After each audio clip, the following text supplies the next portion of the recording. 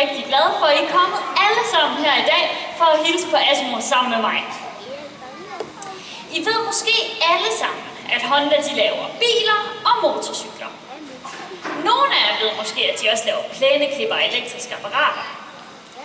Men få af jer ved måske, at Honda i næsten 30 år har arbejdet med den her udfordring om at lave en robot, der kan gå på 2 ben. Og målet med den er, at den kan hjælpe med hverdagsproblemer i hjemmet.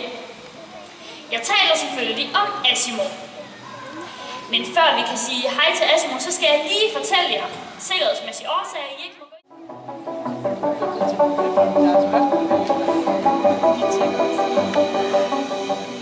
Honda vil gerne være kendt for banebrydende forskning og udvikling af avancerede menneskelignende robotter. Det er noget af en udfordring, Honda her har kastet sig ud i. Ikke alene kræver det inddragelse af den nyeste teknologi, men det hele skal også føre til noget, så der er mennesker, der får glæde ud af det, og et samfund, der kan se fordelene. I en verden designet til mennesker, har ingeniørerne derfor måttet fokusere på at give deres robot ben at gå på. Og i 1986 gik Hondas første eksperimentelle menneske, hvis krop var så let og effektiv som muligt. Disse bestræbelser førte til indførelsen af P1 i 1993. P1 havde et noget robust udseende, men herved var en menneskelignende robot endelig blevet skabt. I 1996 nåede ingeniørerne en række yderligere milepæle med den anden robottype, den menneskelignende robot P2. Og senere med P3 var verdens første helt uafhængigt gående menneskelignende robot en kendsgerning. Den næste fase af drømmen krævede, at ingeniørerne kunne udvikle robotten, så den for alvor kunne fungere sammen med mennesker og kunne begynde at. Da Asimo i år 2000 opnåede bedre balance og blev mere adræt, fik den tilført nye former med et slankt, stilfuldt design og kunne for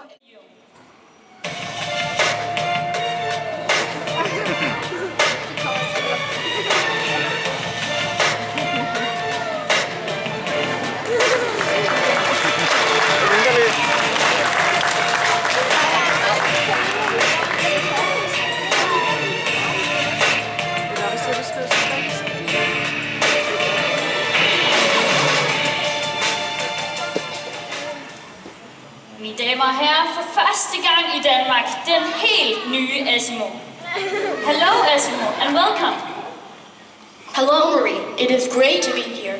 It is the first time that I visit Denmark and I'm happy to meet so many new friends. Vi er også rigtig glade for at have dig med her i dag, Asimo. Og jeg er sikker på, at der sidder mange herinde, der også gerne vil være venner med dig.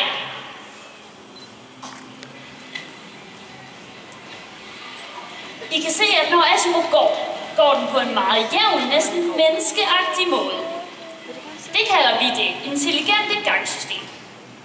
Men hvad er det intelligente gangsystem egentlig? Og lidt hurtigere. Og så går den helt ned i knæ.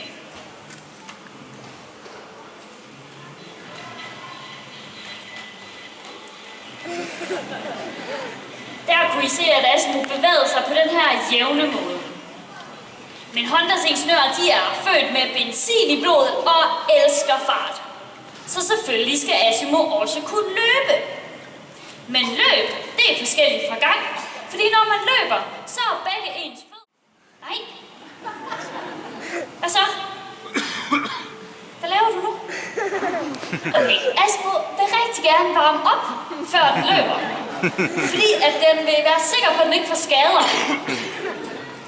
Okay, whenever you are ready, Asimo, you can run.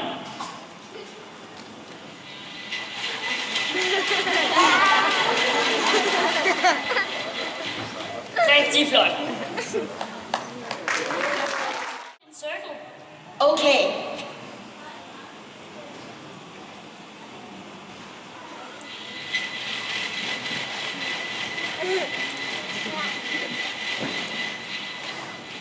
Her sætter Asimo farten lidt ned til kun 4 km i timen.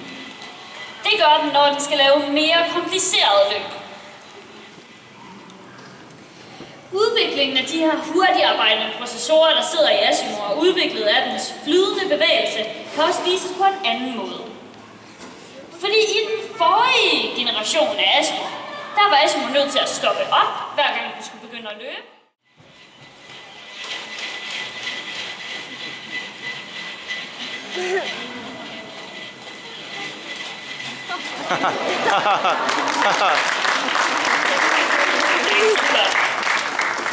I har nu set, at Asimo kan være oppe i luften, når den løber. Men man har faktisk også lært Asimo at hoppe, både på samlede ben og på et ben. Det har man fået den til ved at skubbe dens balance til den yderste, så den er lige ved at falde, men genvinde balancen igen. Asimo, may I ask you to jump, please? Okay.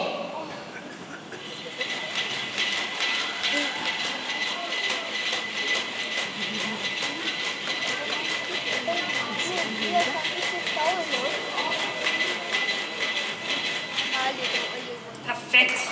Godt, Asimo. Her er begge Asimos ben væk fra jorden.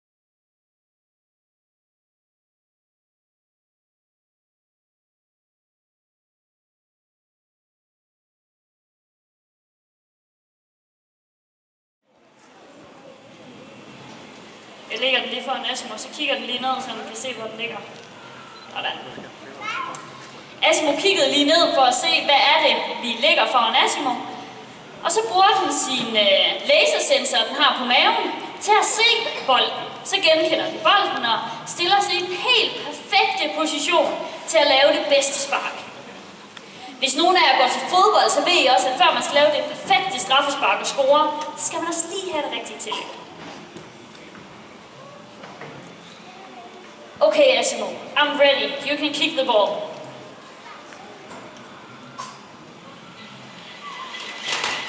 Nej! Det var målet da! Godt, Asimo! Det er første gang, Asimo har scoret på mig. Det er jeg ikke helt tilfreds med. Som I kan se, så er Asimos skudkraft rigtig stor. Det er faktisk direkte koblet med, at den også løber hurtigere.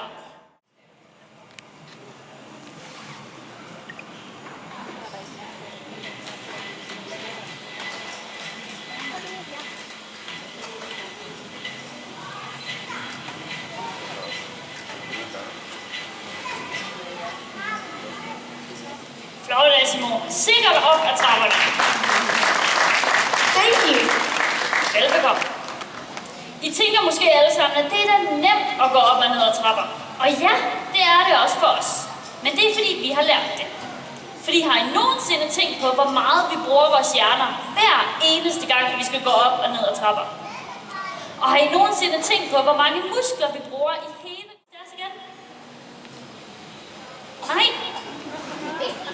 Det er altså ikke fordi Asimo er doven, at den ikke gider at gå ned igen. Men den er simpelthen nødt til at beregne, hvor den præcis skal stå, for ikke at falde ned ad trapperne.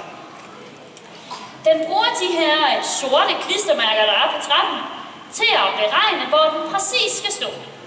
Den har nemlig en foretrukken position forprogrammeret ind i den, så den skal den lige sammenligne med og stå helt perfekt. Asimo, are you ready now? Okay, go for it.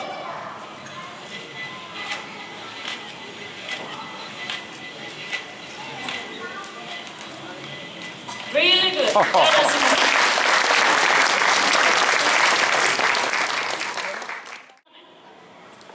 Den har fået meget bedre fingerfærdigheder, så kan dermed lave mere komplekse, specifikke opgaver. For eksempel tage prop og skrue den af. Den kan nu også beregne, hvad den præcise kraft, den skal have omkring en papirkop, og bruge en anden kraft omkring en anden genstand og hælde vand over i. Det vil sige, at den kan have forskellige kræfter på begge hænder. Asimo har nu også lært at lave tegnsprog, og den kan lave tegnsprog på både japansk og engelsk.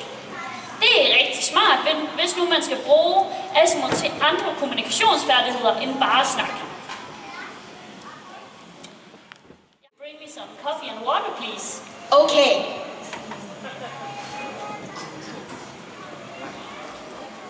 I'm going to the bar.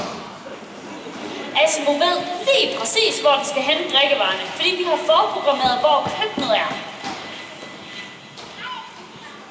I'm here to receive drink from my friends.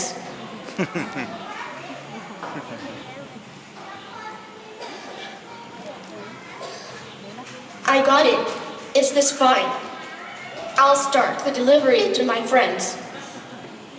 Asimo går nu kun 1,6 km i timen. Den sætter farten ned for ikke at spilde de her drikkevarer. Vi har kun programmeret, hvor bordet står, men den finder helt selv vej herhen. I came for delivery. Nu skal I lægge mærke til Asimos håndled, fordi den har nogle sensorer i dens håndled, så den helt præcis kan mærke, hvornår bakken er på bordet. Det vil sige, at hvis bordet enten var lavere eller højere, så vil den slippe bakken på et andet tidspunkt. Thank you very much.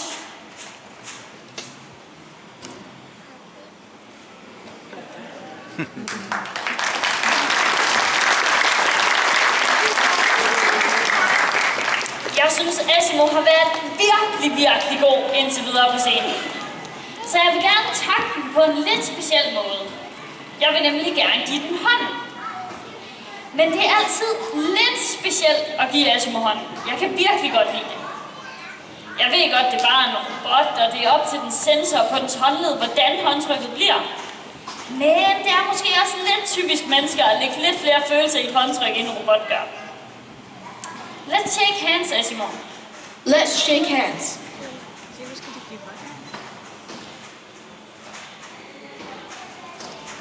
Lige så snart jeg lægger min hånd ind i Asimos, så presser den let med dens fingre ind mod min håndflade.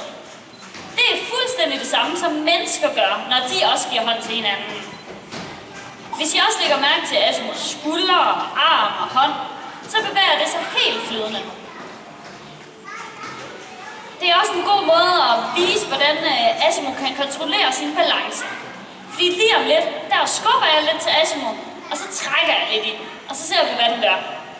Også hør godt efter, hvad den siger. Whoops. Og så prøver jeg at trække lidt i den. Whoops.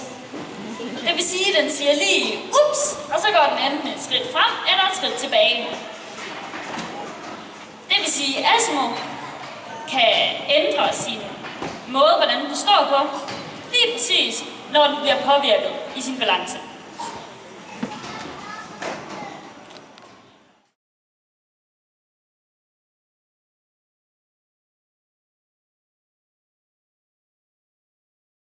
Den løfter lidt af ens kropsvægt, så det vil sige, at man kan lave mere fysisk krævende opgaver, som f.eks. gå op ad en trappe. Efter jordskælvet i år 2011 i Japan, der begyndte Honda at lave de her katastroferobotter. High Access Survey Robot bruges i farlige områder, som f.eks. atomkraftværker. Lige nu bruges den på Fukushima-kraftværket i Japan, hvor den erstatter noget menneskelig arbejdskraft. Det vil sige noget arbejde, som der måske er lidt farligt for mennesker.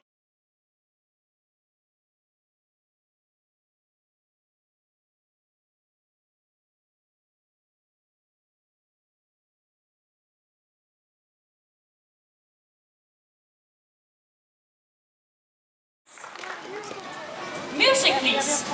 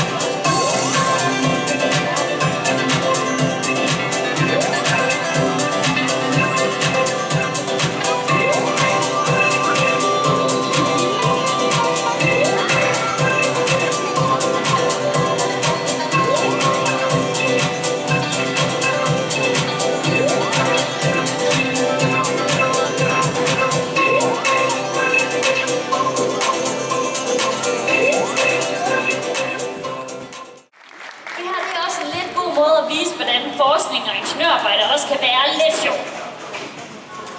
Det er lidt nemt at glemme, at der ikke er et menneske inde i.